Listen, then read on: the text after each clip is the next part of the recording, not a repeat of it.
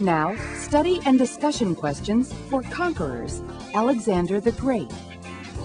What is the significance of the Egyptians declaring Alexander to be Pharaoh? What lesson did the Greeks learn about the Persian Empire when they captured Persepolis? Discuss why Alexander wanted to spread Greek culture throughout the former Persian Empire. How did he do this? Assignment Discovery now presents Conquerors, Alexander the Great.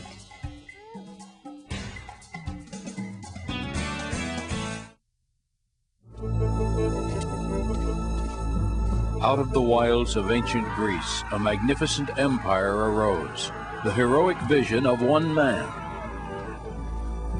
In just 13 years, he swallowed up most of the Western world and pushed deep into uncharted territory. He crushed the mightiest powers on earth and was hailed a king, an emperor, even a god.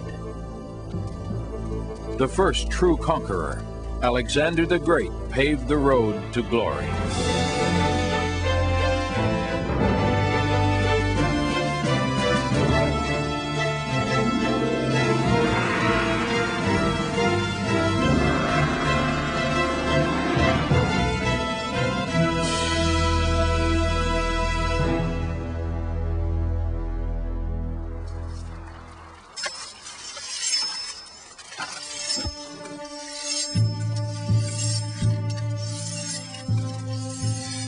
On a brisk autumn morning in 331 BC, a small but valiant band of warriors prepares for battle. Their enemy, an army 5 times their size and the most powerful force on earth, the Persian Empire.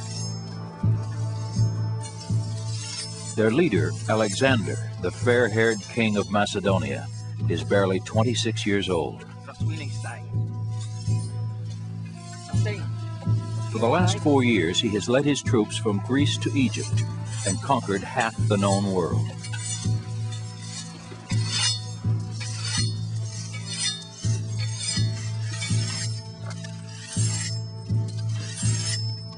But today, his men are uneasy.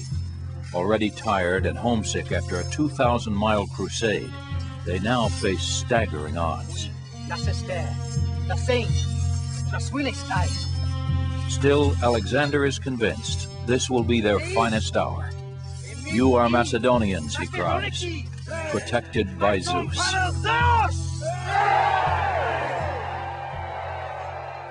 Alexander was born to conquer. The son of a warrior king, he is heir to a powerful throne.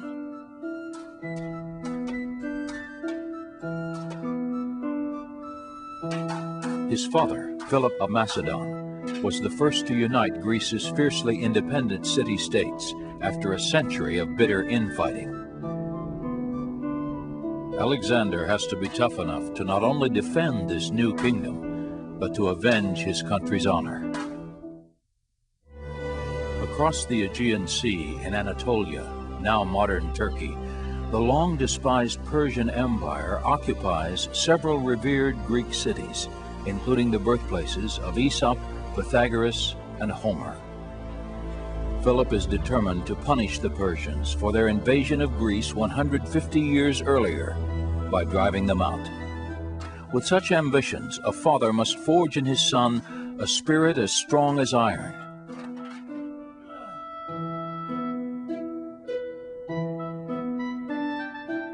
But Philip also knows that a ruler has to have brains as well as brawn. He brings none other than the celebrated philosopher Aristotle from Athens to teach Alexander how to observe, reason, and think ahead. His lessons will make Alexander the first great strategist in military history. But it's an epic poem that fires the boy's imagination. Homer's The Iliad, an account of the Trojan Wars, is mythology with a message. In it, the Greek hero Achilles wins a bloody victory over Hector at the city of Troy. But Achilles is no brute. After the battle, he shows compassion by returning the body of his dead foe to his father, King Priam. Might tempered by mercy is an idea not lost on the young Alexander. For the rest of his life, he will carry a copy of the Iliad wherever he goes. And Achilles, brave, fearless, the paragon of virtue, will become his role model and hero.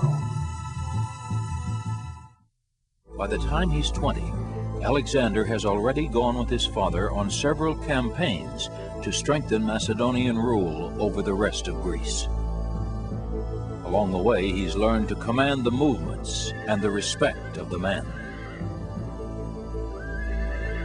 With a promising young general at his side and a united kingdom behind him, Philip is now ready to attack Persia, an empire 40 times larger than his own. While an advance guard sets sail for Anatolia, Philip stays behind to attend the wedding of his daughter, a union that will ensure peace with a neighboring kingdom.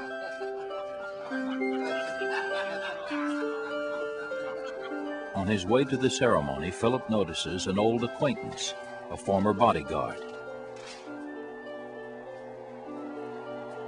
The king is greeted with a dagger to the ribs.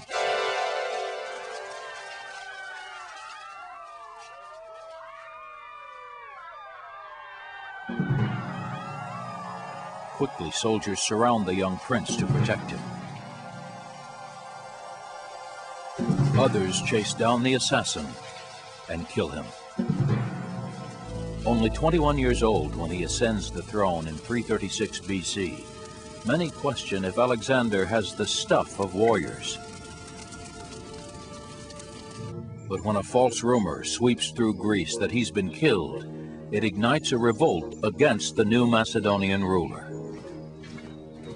As a warning to other Greeks, Alexander marches south to Thebes, the hotbed of the rebellion. There he strikes ruthlessly. The news spreads quickly. Alexander's conquest even reaches the oracle at Delphi, who declares him invincible. By the time Alexander arrives in Athens, no one dares oppose him.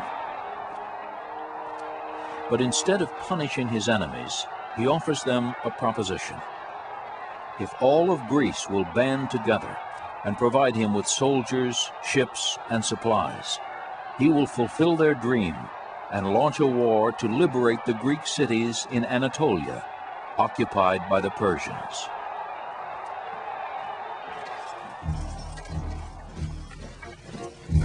In 334 BC, with an army of 45,000 and his boyhood friend Hephaestion by his side, Alexander embarks on a historic crusade, the conquest of a continent. To ensure the success of his heroic quest, Alexander makes a pilgrimage to the nearby ruins of the fallen city of Troy and the tomb of Achilles. To the Greek hero, he offers up prayers and gifts, but he takes something too: Achilles' shield for good luck in battle.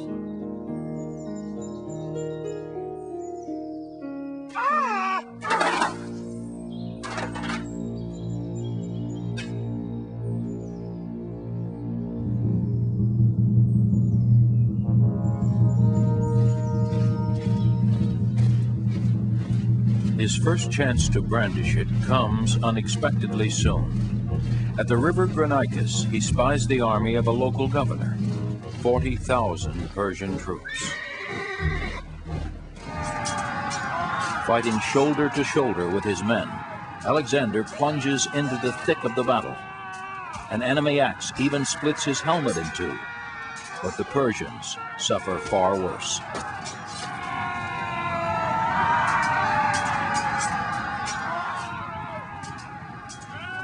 Stunned and disheartened by the surprise attack, they lose a third of their men before fleeing the field. But 2,000 miles away, in Persepolis, the capital of Persia, the emperor Darius is stinging from the defeat. Now it's up to him to stop the audacious young king. Anxious to destroy Alexander, Darius assembles an army of up to 100,000 and invites his court, including his wife, children, and his mother, to come along and savor his victory. With an army half the size of the Persians, Alexander continues his push through Anatolia. The two armies converge at Issus, and the battle lines are drawn. The centerpiece of Alexander's fighting machine is a formation called a phalanx. In tightly knit blocks, foot soldiers wield 18-foot lances tipped in bronze, called sarissas. As each rank lowers its line of sarissas, it creates a deadly wall of spikes. With the Macedonian cavalry engaged on both flanks, Alexander sends his phalanxes straight into the center of the Persian lines. Trapped from behind by their own men, row after row of hapless Persians are impaled. Their lines fall in bloody ribbons before the Macedonian onslaught. Seeing the day is lost, Darius commits the unforgivable. He deserts his post and flees.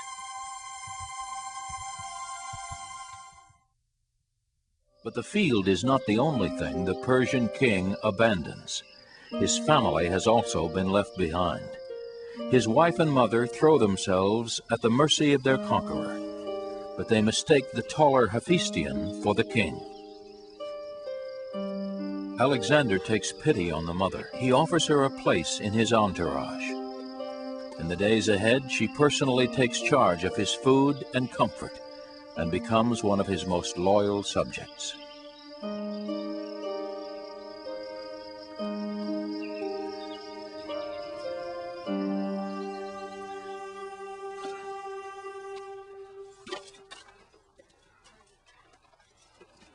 Alexander believes that a leader should be one with his men, sharing both their pain and the spoils of war. If his bravery in battle wins their respect, his compassion and generosity inspires their devotion. At age 23, Alexander, king of Macedonia, has driven the Persians out of the entire Mediterranean. Now he can return home to a life of comfort and ease. Instead, he chooses a soldier's life and pushes ever deeper into the Persian Empire.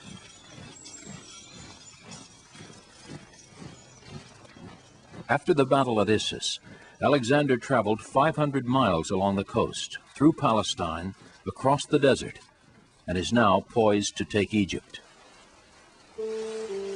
Sailing down the Nile, he gazes upon a civilization that is already 2,000 years old. Linked by years of Persian oppression, Greece and Egypt are at last united under a single sovereign.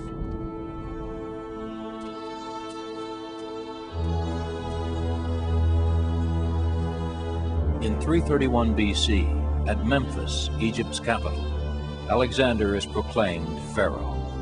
Because his new subjects believe pharaohs are descended from gods, Alexander is regarded as divine.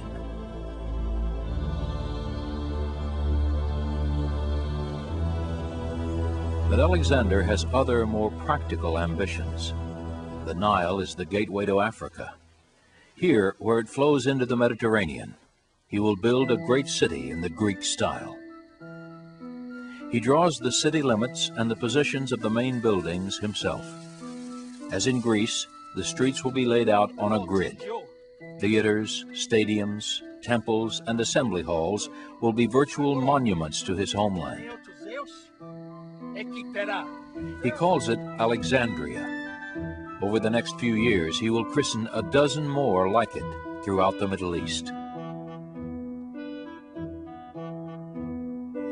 Each of them is a miniature Greece transplanted to alien soil.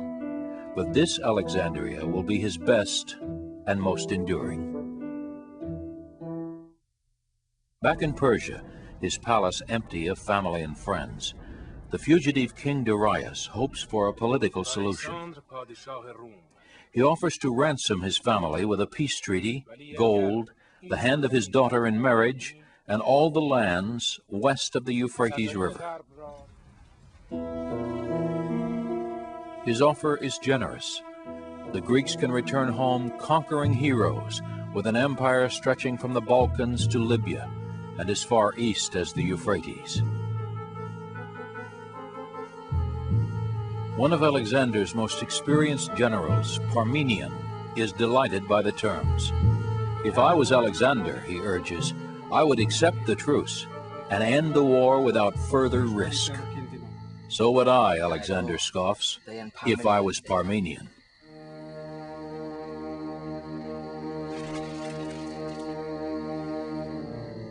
When the armies meet, the battle will be fought by nearly 400,000 men. But it will hinge on the courage of only one. Alexander has rejected Darius's offer of ransom, setting the two adversaries on a collision course. The Persian king has little choice but to prepare for a decisive confrontation. Summoning all his troops from as far away as India and Afghanistan, he forms one vast imperial army of 300,000 men.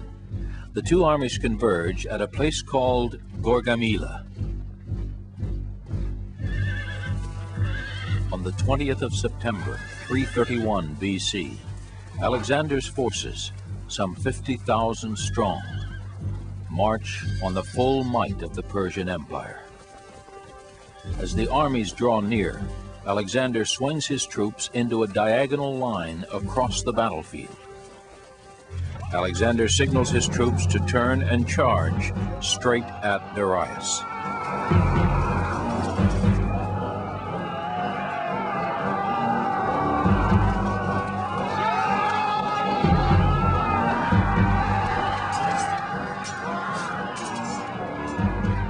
Realizing that he is in grave danger, Darius once again loses his nerve.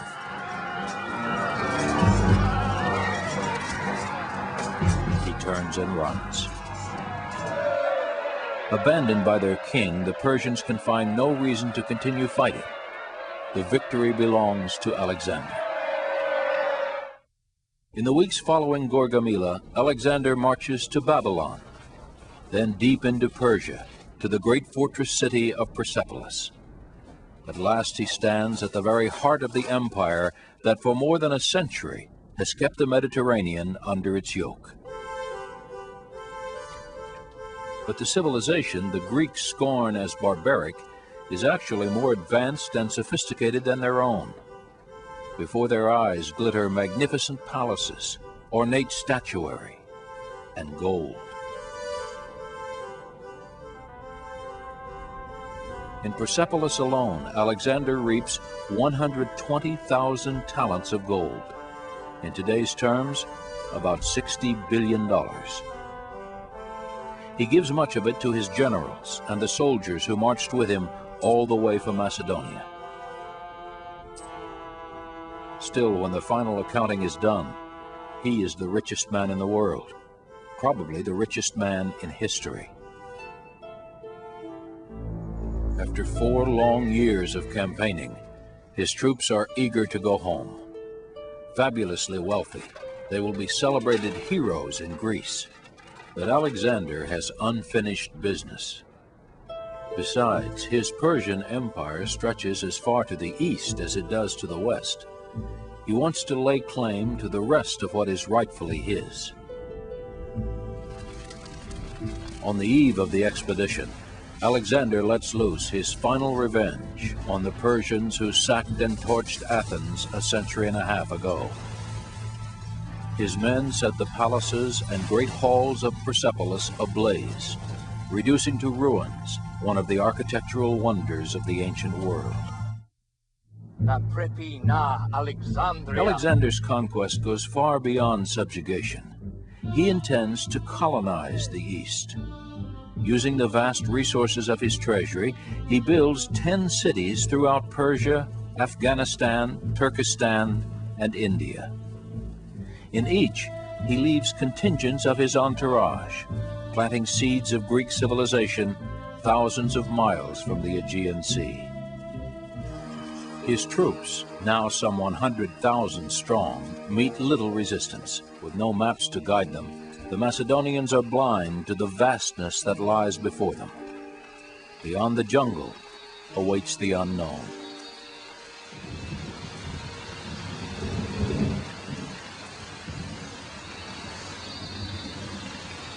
The incessant rains of the monsoon are the last straw. They refuse to go further.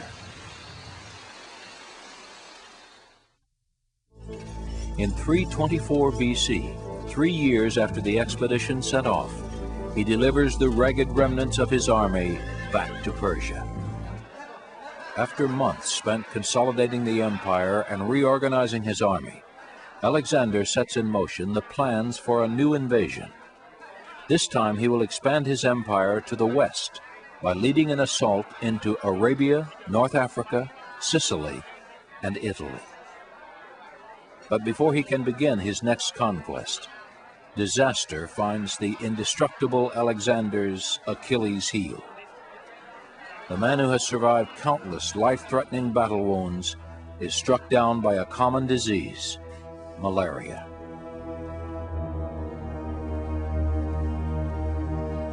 For days, between bouts of pain and a soaring temperature, Alexander meets with his generals to discuss plans for the invasion of Arabia. But as the end draws near, his men break down and weep.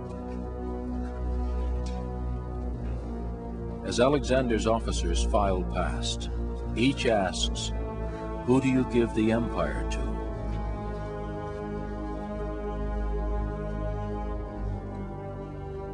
The strongest is his enigmatic reply. But who among them could approach such genius and daring, or inspire such loyalty? Alexander died on June 10th, 323 BC. After 13 years of fighting, he had conquered 2 million square miles.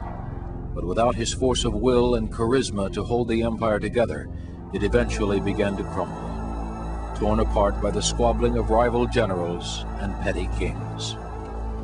On the road to world conquest, Caesar and Napoleon would pay homage to the brilliant young general who set the standard for all future conquerors. From the Aegean to Afghanistan, he had marched 22,000 miles and never lost a battle. He planted the seeds of a culture full of vitality and new ideas, and left in his wake the roots of a new civilization.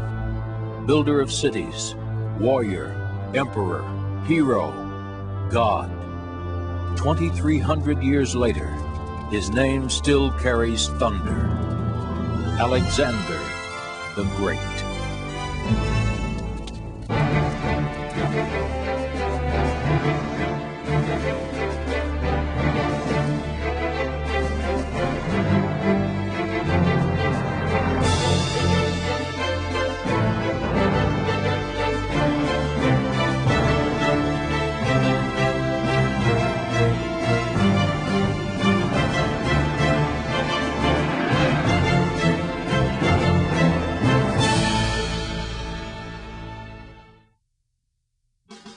Coming up now, answers to the questions for conquerors, Alexander the Great.